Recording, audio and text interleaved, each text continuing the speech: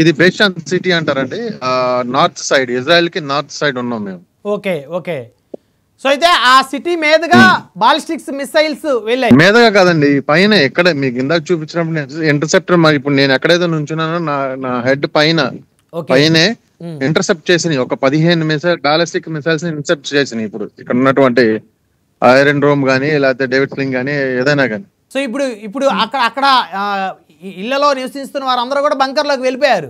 ఈ పాప మళ్ళీ బయటికి వెళ్ళిపోతుంది. ఇదే వాళ్ళ ఇల్లు. బంకర్ లో నుంచి ఇక్కడ కుర్చీ కింద, దాని కింద ఇంకా చాలా మంది, ఇప్పుడు ఒక 10-15 మంది దాకా ఉన్నారు ఇంకా కింద.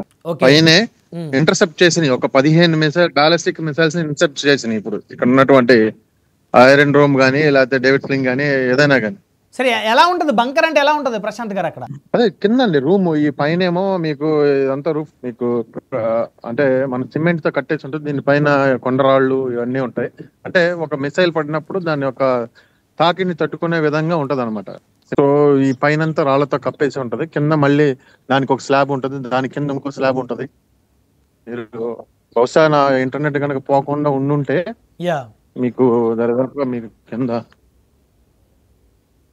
సో ఇది బంకర్ ఎంట్రీ లోపలికి.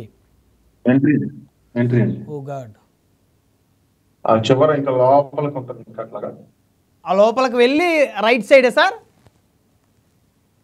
రైట్ చేస్తున్నాను.